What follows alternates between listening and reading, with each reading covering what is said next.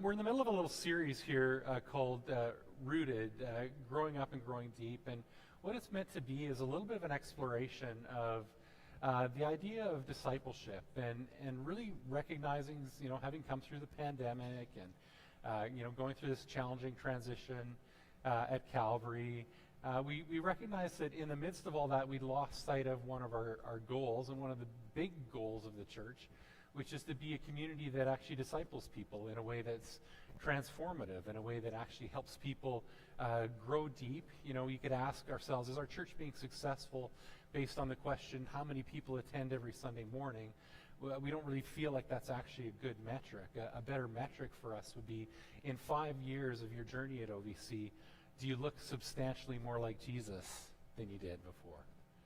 Right? It's a better question to be asking. And so we're really just beginning to kind of unpack that and as a community try to understand some of what that means. And what this series is meant to do is help us wrestle with some of the things inside of us and in our surrounding culture that actually just make discipleship difficult. They make it hard for us to engage deeply or commit to processes of discipleship that will actually be transformative.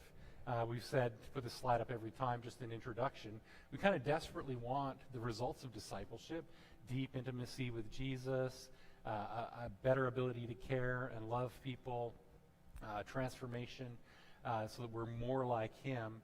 But if we're honest, we struggle to commit to processes, to consistency, to consistent devotional lives, to deep embedding in community in a way that's going to shape us.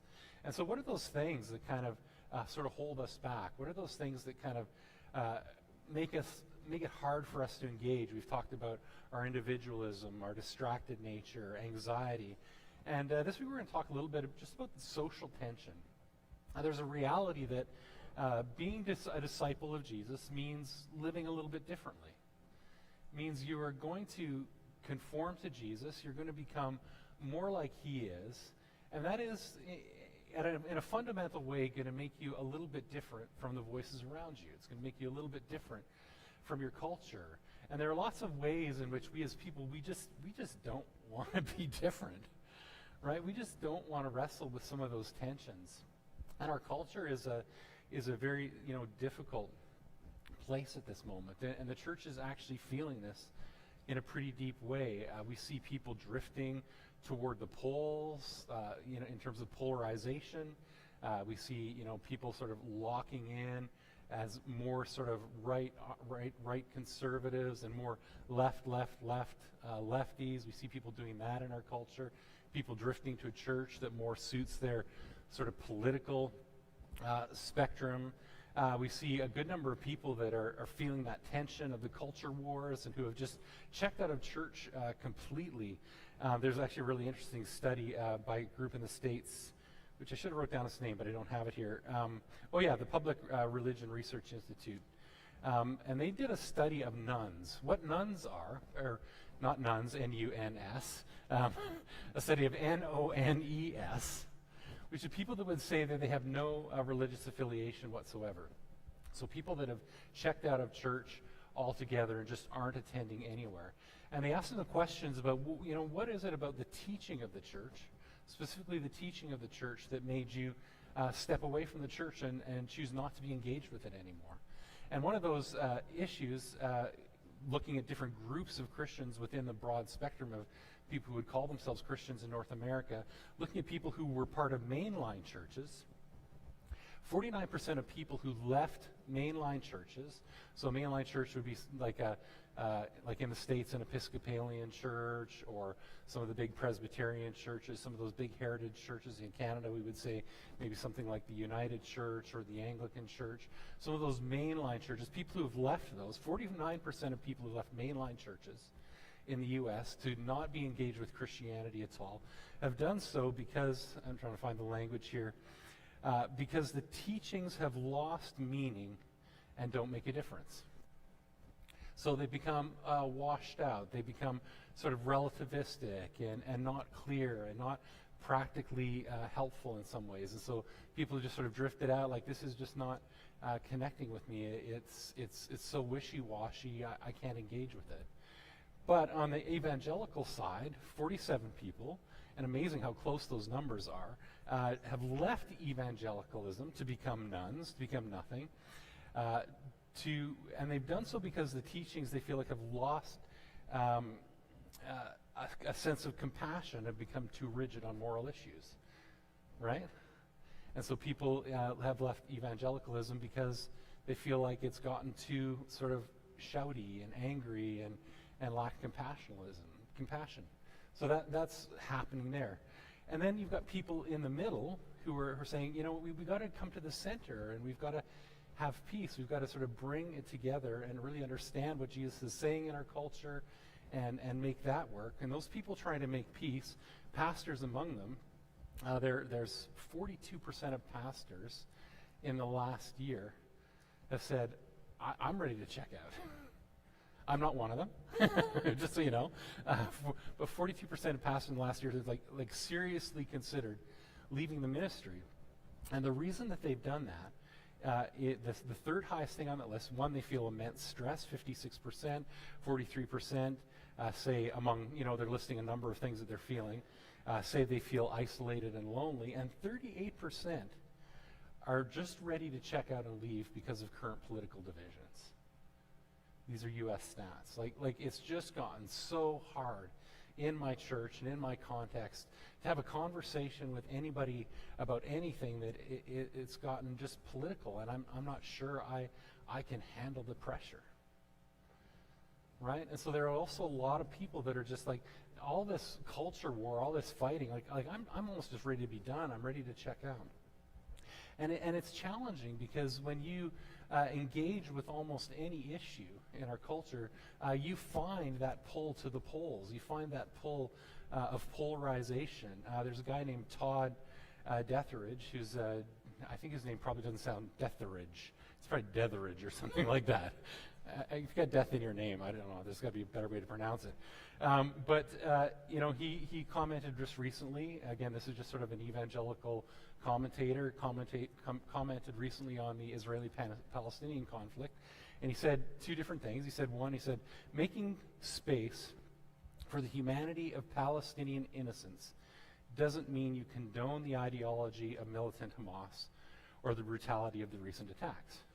Right, so he's just trying to add some nuance to it and say, if you're caring for these Palestinian people who are suffering, that doesn't mean that you're condoning everything that Hamas is doing. And then his next statement was, making space for Israeli safety and a military response doesn't mean you condone all the policies of the Israeli government or every aspect of that response. That guy got canceled by both sides, right? And if you look through that, like just looking through that Instagram feed at those comments, just the vitriol of people like at him for being anti-Israeli and the people at him for being anti-Palestinian, when really what he's, I think, trying to do is to sort of find a Jesus way of compassion. Like, where is Jesus in that conflict? Well, he's caring for those little children in Palestine who are suffering and who have had their houses bombed, and he's caring for those Israelis. I mean, I watched an interview with a man who literally watched his brother and his wife and his wife's and their daughter literally have gasoline on them and just be burned. Right? It is possible. Like, where is Jesus in that? He is a loving character walking through the streets of Gaza and walking through the streets of Israel, saying, will you people please come to me? Will you come to me? And come and find me, and come and know me, and come and know my love. And so but you can't say something like that almost in this culture without taking hits on every side, and it's every issue. It's indigenous issues, human reproductive issues, how we care for the homeless, how we help those with addictions, foreign policy, the justice system. Polarization is everywhere, and it's actually really painful for Christians to walk through and find a Jesus way in the midst of all that. We feel like Mr. Incredible here in, I don't know if you know the movie The Incredibles. I think it was Incredibles 2. He's walking on this narrow bridge, and he's got to get out of this room. and the guns sort of start coming out from both sides as he's trying to walk this narrow space and find a way forward. If you hold, say look at human sexuality, right? If you hold a traditional view of marriage and sexuality, right, there are people on one side that they want to shoot you. And if you say, but we really want to approach those who are not holding that view, and we want to approach them with love, and we want to protect them, and we want to care for them, and we want to include them as part of the body, there's a whole group of people on that side who want to shoot you, right? And so to walk in this tension of being a Jesus person who is trying to hear Jesus speak about holiness and righteousness and what he's taught, and to hold a view that is biblical in that way, yet at the same time hold in tension compassion and love and mercy and inclusion. You're Mr. Incredible on the bridge, and the guns are. It's not a comfortable place to be, and we as Christians are in this place where we wrestle with it. I'm just going to let this little clip play. We don't have audio for it, but this is kind of what it feels like.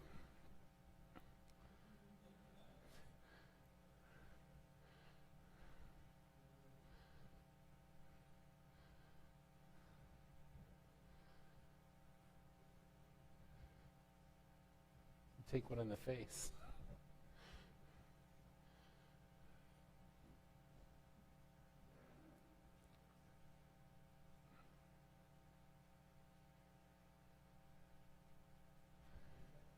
And that's how many of us feel. Isn't that a reality of how you feel when you're talking with your friends, when you're engaging with people in your workplace, when you're wanting to have a conversation about these really difficult things? Right? It's actually really scary to navigate. Am I talking to people who feel this? Right? We feel this. It is a difficult time to navigate.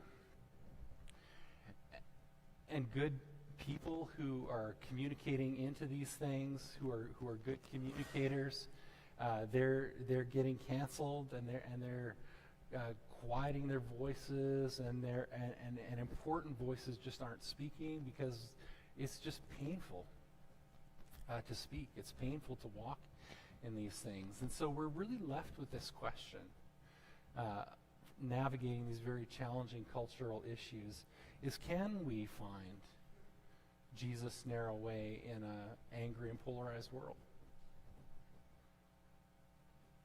Can we find a Jesus way? Can we stay on that narrow bridge? In Matthew 7:13-14, it says, "Enter by the narrow gate, for the gate is wide, and the way is easy that leads to destruction. And those who enter it by it are many. But the gate is narrow, and the road is hard that leads to life, and those who find it are few." Jesus is talking about a number of things in this, but I think this is not a bad verse for this moment for us. It is hard to walk the Jesus way in a polarized culture. It is hard to walk the Jesus way in a difficult moment. And for my part, I'm not one of the pastors who's ready to check out and quit, because I actually think it's really possible. And I actually think it's really beautiful to navigate all of these issues and to stand not with a political party, to stand not with a broad group of people identified by single words like liberal or a word like left, or not to be identified with a word like conservative or a word like right, but to really ask ourselves the questions on all of the issues is, where would Jesus be on this? Where would Jesus be in this conversation? And what would he say, and how would he speak into it? And I just want to say, one, we're not alone in this. There's people who are thinking about this. There's a couple of books that I would recommend. One is called Both And. It's by a vineyard pastor in the States I've actually met him. He's just this wonderful Jewish Christian believer who is sort of navigating all this in his church, right? People have left his church because it's not charismatic enough, and Some have left the church because it's too charismatic, and some because these are our things too, right? Some have left because we're not cautious enough during the pandemic. Some have left because we're too cautious. We didn't open in time. Some left because we're too loosey-goosey, don't have enough structure, and some have left because they feel like we have way too much structure and are controlling. Right? Some left because they feel like we emphasize preaching the gospel over social justice, and some have left because they feel like we're not enough about evangelism. Some aren't with us because preaching is too theological. Some aren't satisfied because they didn't feel they were getting fed enough. Like, how do you navigate this world even as a pastor? And how do you navigate this as a church with almost everything polarized, right? Some would say we preach too much on holiness. Some would say we're way too loosey-goosey about spiritual discipline. Like, how do you walk in this moment? But guys like Rich Nathan and Adam Marbury are walking this as leaders and are writing about it. So there's some resources there, and I would just encourage you to pick up, books like this or other books and just begin to dig into what it's like to navigate. Rich Nathan's in the heart of the political tension in the U.S., and some of the stuff he's wrestling with there is phenomenal. But where I find the hope is really in the scriptures. And that's this first thought that Jesus lived this, so we can live this. Like, if we're supposed to follow him,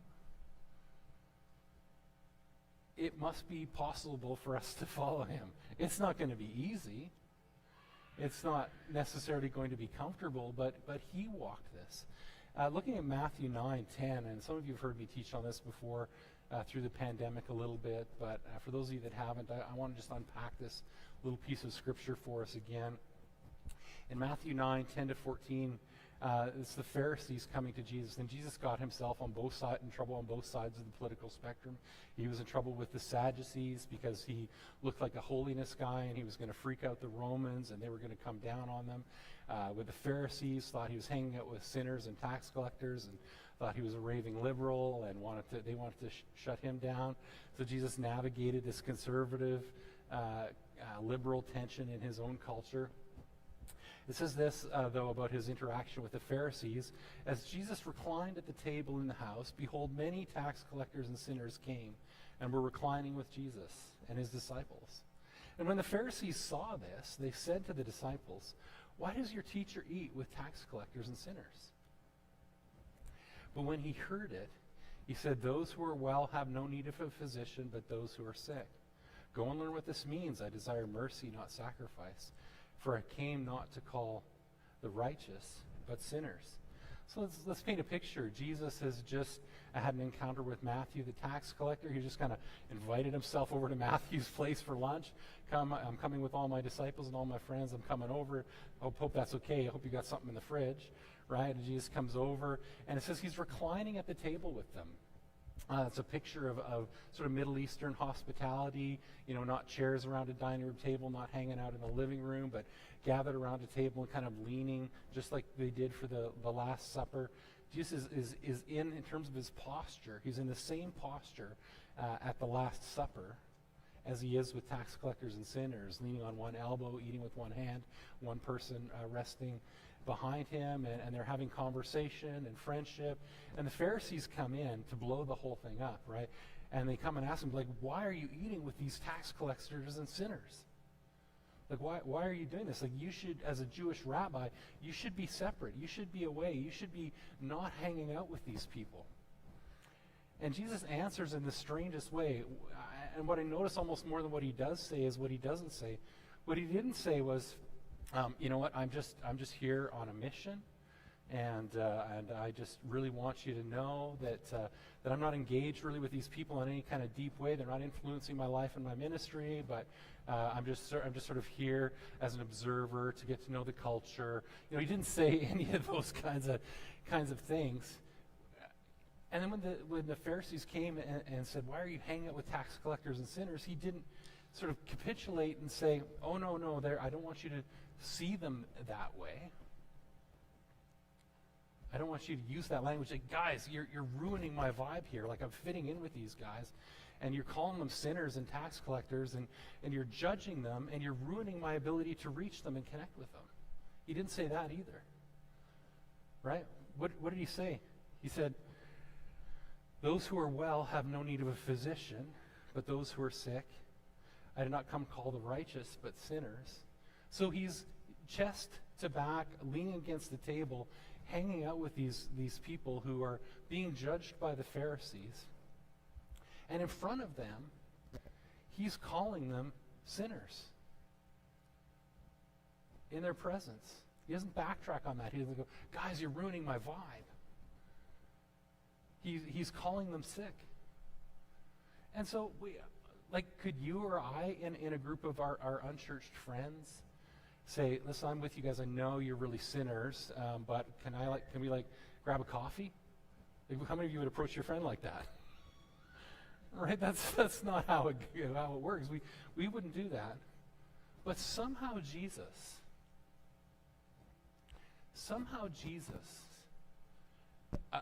obviously a Jewish rabbi, dressed like a Jewish rabbi, talks like a Jewish rabbi, living in what we understand, theologically as perfect holiness, not compromising on sin in the least, not in any way softening his language, manages to project something of his love to that group of people so that they still wanted to be with him being clear about who he felt they were. Is that crazy? To me, that's absolutely astounding. It's absolutely astounding that Jesus was able to project this incredible love and grace and mercy and inclusion and desire for relationship that the sinners, they wanted to be with him. They wanted to hang around with him. But he did not compromise on holiness or on his language in any way. That seems like almost impossible to me.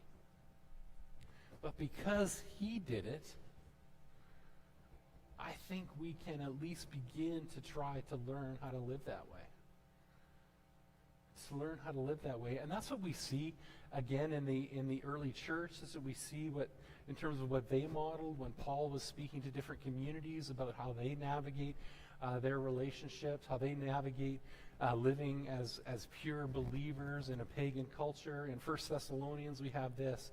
It is God's will that you should be sanctified, that you should avoid sexual immorality, that each of you should learn to control your own body in a way that is holy and honorable. That word for sexual immorality is a Greek word porneia, and it includes a whole host of things that we would call sexual sin in a way that's holy and honorable. Not in passionate lust like the pagans who do not know God, that no one transgress and wrong his brother in this matter. This is such strong language because the Lord is an avenger in all. He's not pulling any punches on holiness. For God has not called you for impurity, but for holiness. And then just a few verses later, so make it your ambition to lead a quiet life. You should mind your own business and work with your hands and get to as many protests as possible, make up some really angry signs and some t-shirts. Work with your hands, just as we told you, so that your daily life may win the respect of outsiders. Live in perfect holiness in a pagan culture. But live in such a way that your life is visible and actually draws people to Jesus. We see it in 1 Peter as well. Beloved, I urge you as sojourners and exiles to abstain from the passions of the flesh, which wage war against your soul. Again, holiness. So keep your conduct among the Gentiles honorable.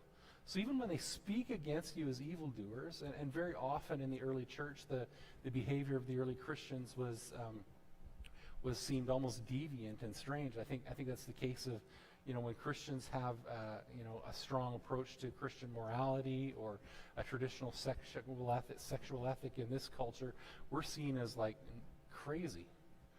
We're seen as nut bars, right? So when they speak against you as evildoers, they may see your good deeds and glorify God on the day of visitation. Live in holiness. Be like Jesus. Be who he was. But be in relationship with people in a way that they can see his gentleness and his goodness and his kindness and his love. Right? It's a very hard place for us to walk in. And then what do we do about, like, when we're frustrated about policy, when we're frustrated about the government? These next verses in 1 Peter, but be subject for the Lord's sake to every human institution, whether it be to the emperor as supreme, or to governors, or sent by him to punish those who do evil, and to praise those who do good. For this is the will of God, that by doing good you should put to silence the ignorance of foolish people. Honor everyone, love the brotherhood, fear God, honor the emperor. Living in holiness, in the fear of God. Living with some degree of honor towards our governing authorities. The church isn't showing up like that, or isn't perceived as showing up like that. But who, like look at in this text. I mean, the time 1 Peter was written, the emperor was Nero. Like utterly profane and utterly wicked. And somehow Peter is saying, you can navigate this as believers, doing what is right, being a society within the society that is pure, that is holy, that is following Jesus, and living in such a way that unbelievers see who you are and what you are trying to be, and are actually attracted to Jesus, and actually will ultimately come to glorify him in the midst of it. It was possible for Jesus with the tax collectors and sinners. It was possible in Paul's mind as he spoke to the Thessalonians. It was possible in Peter's mind as he spoke to the people he was writing to. And a little bit later in 1 Peter, in your hearts honor Christ as Lord, as holy, always being prepared to make a defense to anyone who asks you for a reason for the hope that is in you. Yet do it with gentleness and respect. Believers living in our culture in truth, in holiness, walking in goodness, and in gentleness and respect. It is possible for us to do this. And so what do we do if we're not in that place? Like, we're all at different places in our journey. What do you do if you're not in that place? What if you do in a place where, maybe you have capitulated a little bit on moral issues that maybe Jesus is calling you to holiness on? What do you do if you're way out on the conservative right, and you're being loud and critical, and you're not perceived as loving? What do you do if you're not in that place at the tables with tax collectors and sinners, walking in holiness, and yet somehow they want to be around you? How do we find the Jesus narrow way? And the answer is discipleship. We're discipled into it. We grow into it. This is a bit of a complex diagram on the screen, but I want to just walk us through this really quickly. I hope you guys can see that. I'll walk you through it.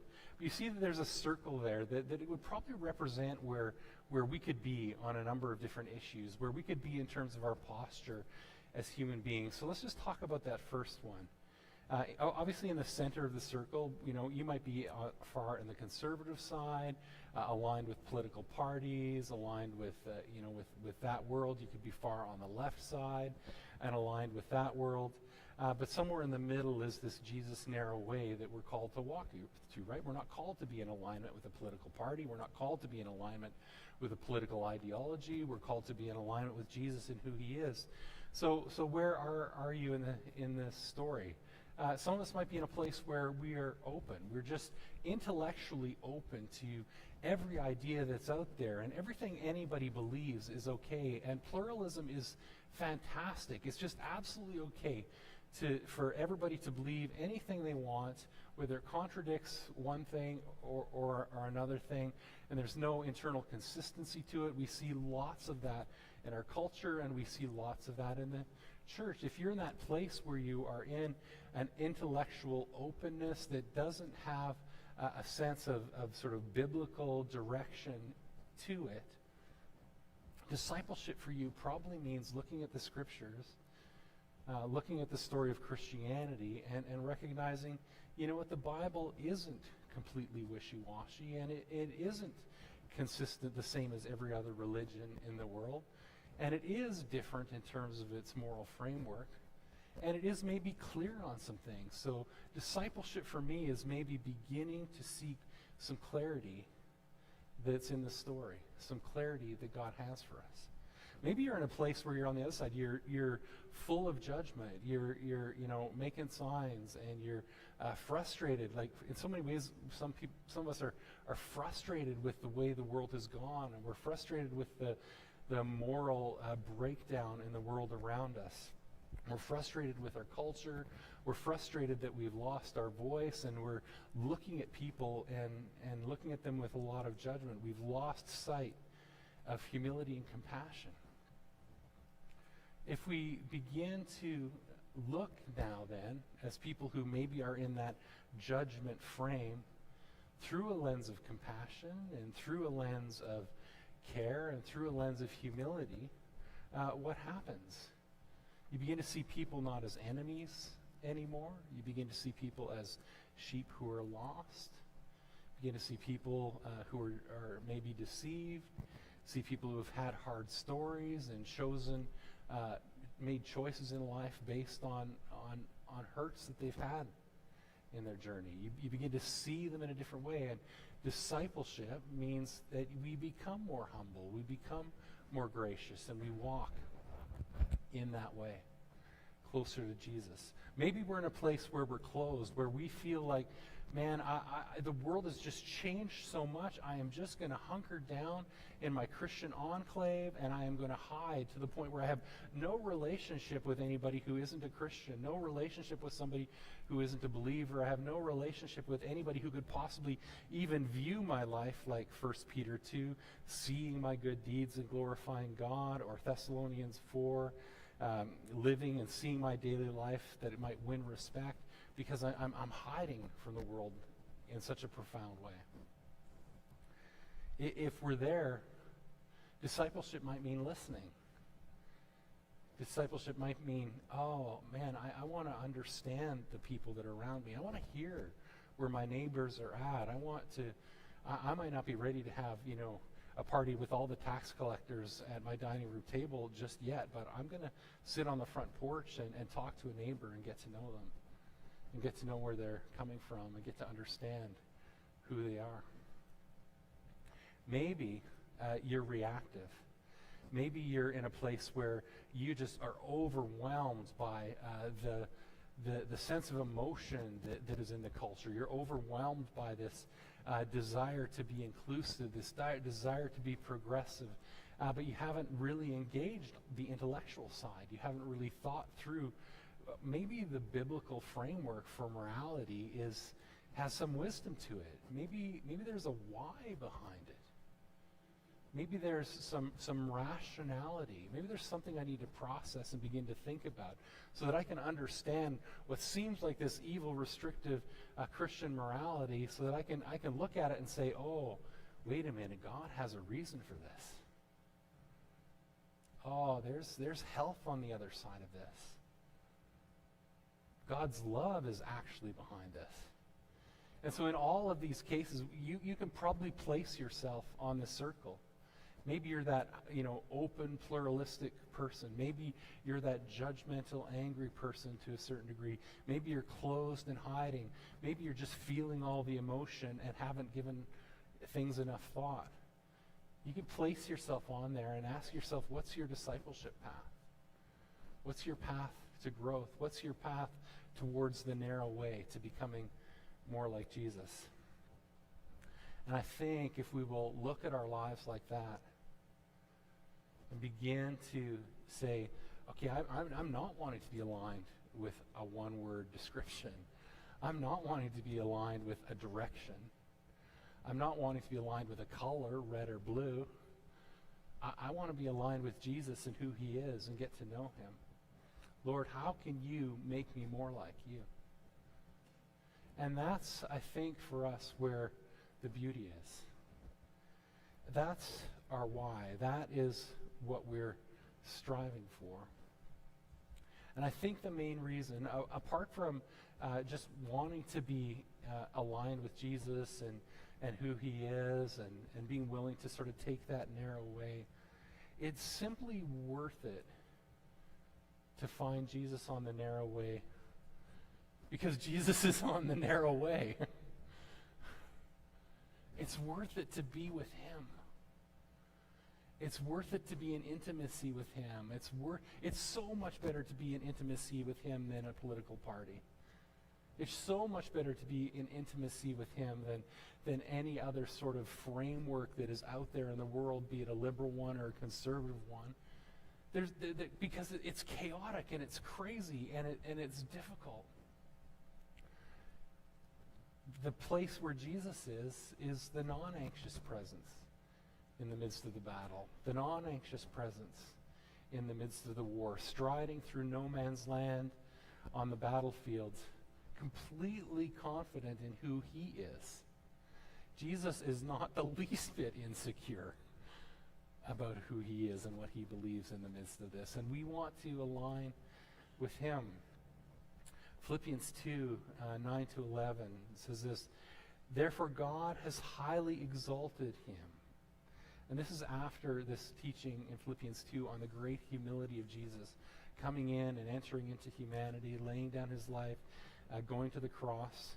"Therefore God has highly exalted him and bestowed on him the name above every other name, so that the name of Jesus every knee should bow in heaven and on earth and under the earth, and every tongue confess that Jesus Christ is Lord, to the glory of God the Father." A time is coming when every knee will bow. We will not be bowing before conservatism. We will not be bowing before liberalism. We will not be bowing before a political party. We will be bowing before the God who made us all. And we need to be ready for that moment, because he is the only one who's going to be left standing at the end. He is the only one who's going to be there. Philippians 3, 8 to 9. This is Paul. "Indeed, I count everything as loss because of the surpassing worth of knowing Christ, my Lord. For his sake I've suffered the loss of all things and count them as rubbish, in order that I might gain Christ and be found in him." What are all the things that we have allegiance to that are more important than that?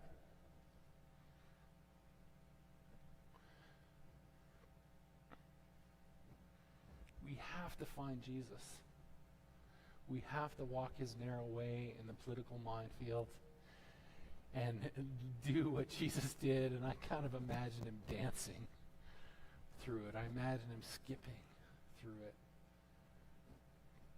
in love, in compassion, and in care, fully confident in the world that he has made and how he's made it and what his vision is for it, and calling us to all get in touch with what his vision is for it, to dance the minefield with him. Amber, you guys could come ahead up if you don't mind. We're going to sing a song called "Lord, I Need You." And the opening lyrics for it go like this. They go, "Lord, I find you in the seeking. Lord, I find you in the doubt. And to know you is to love you, and to know so little else. I need you, how I need you." This place where we're in our culture is full of confusion, it's full of doubt, it's full of struggle, it's full of tension. And in the midst of it, we need to seek him. We need to find him.